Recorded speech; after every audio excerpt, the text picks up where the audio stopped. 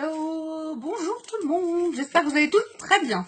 Aujourd'hui je vous fais un petit résumé au niveau administratif de ce qu'on peut faire ou non, de si on peut devenir ambassadrice unique ou non, selon notre situation actuelle.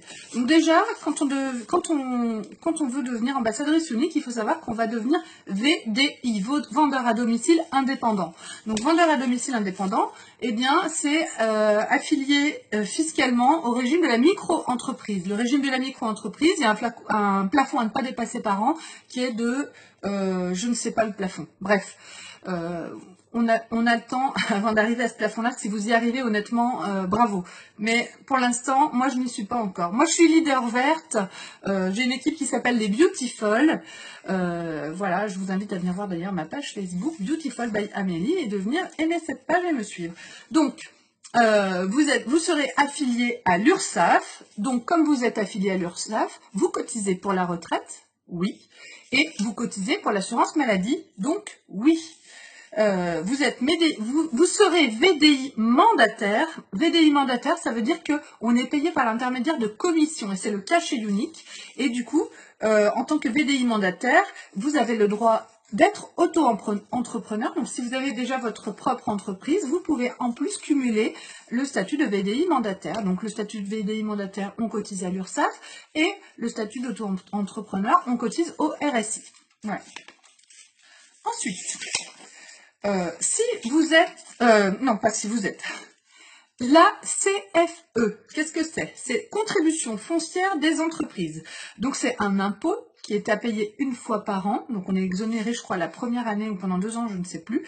Et ensuite, on doit chaque année déclarer ce qu'on a gagné. Si on gagne moins de 6 500 € de commission par an, nous sommes exonérés de la CFE.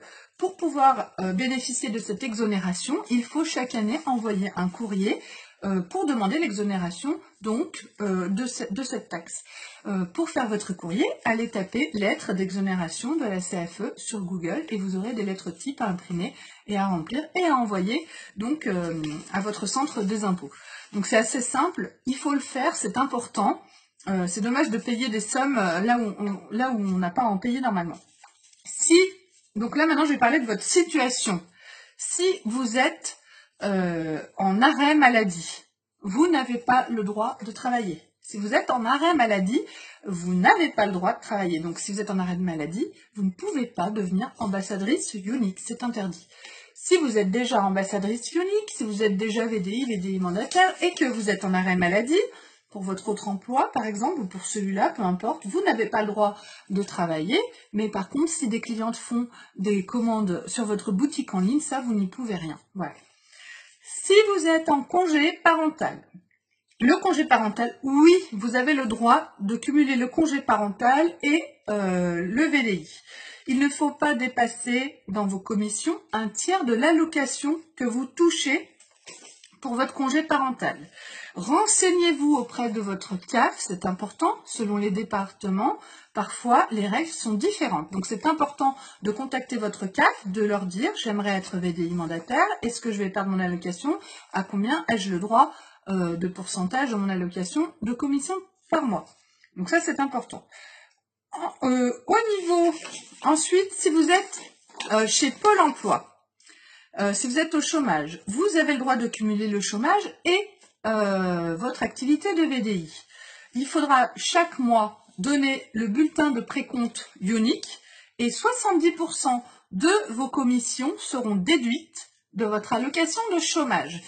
Donc c'est-à-dire que si vous gagnez 500 € d'allocation de chômage et que vous avez touché 100 € de commission, on va vous enlever de vos 500 € les 70 € de commission, 70%, donc 70 € de commission. Donc, on va vous payer votre allocation de chômage, du coup, 430 €, plus les 30 € qui vous restent de commission, ça vous fera 460 €. Donc, vous y gagnez quand même.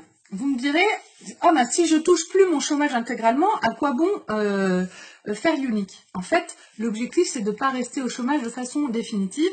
Pendant que vous êtes au chômage, l'avantage, c'est que vous allez pouvoir développer votre entreprise progressivement et jusqu'à ce que vous arriviez à dépasser votre allocation de chômage. L'objectif, c'est de ne plus avoir besoin de cette aide et ça vous permet de construire votre entreprise, d'avoir des bases solides et d'arriver à avoir par mois des commissions plus importantes que votre chômage. Honnêtement, je vous le souhaite vraiment parce qu'une fois que vous arrivez à des commissions vraiment importantes, que vous avez une belle équipe et une belle entreprise bien solide, vous pouvez arriver à des salaires que vous n'auriez même pas osé espérer.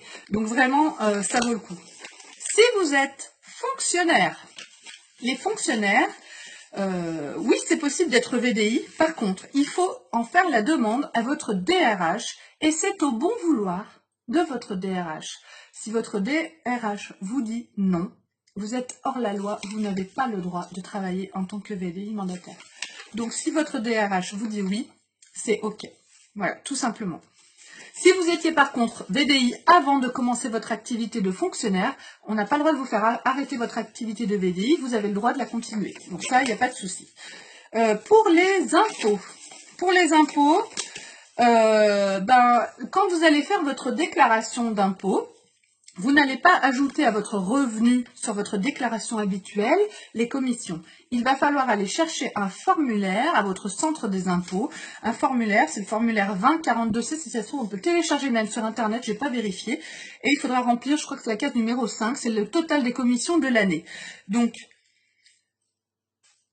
c'est après la première année n'est pas imposable, c'est à partir de la deuxième année de travail. Mais ce formulaire, c'est important, très important d'aller le chercher et de faire votre déclaration. Il y a des règles à respecter en France. Déclarer ses revenus, c'est une obligation. Si vous ne le faites pas, vous risquez un contrôle fiscal et beaucoup d'ennuis. Donc, ce formulaire, il faut se donner la peine d'aller le chercher. Et une fois que c'est fait, vous serez dans la légalité totale. Voilà, donc je vous ai fait cette petite vidéo pour vous éclaircir un petit peu les choses. Sachez, mesdames et messieurs, que beaucoup de vos réponses sont sur Google ou sur Internet, que si vous n'arrivez pas à les trouver, moi je peux vous aider. Toutes les filles qui sont dans mon équipe, il n'y a pas de souci, bon les autres aussi. Mais sachez que beaucoup de vos réponses sont déjà sur Google, donc n'hésitez pas à vous renseigner par vous-même. Et un petit coup de fil à sa caisse ou se déplacer à sa caisse pour des renseignements, parfois ça évite de graves ennuis. Je vous fais un gros bisou à toutes et je vous dis à très vite. Bisous bisous.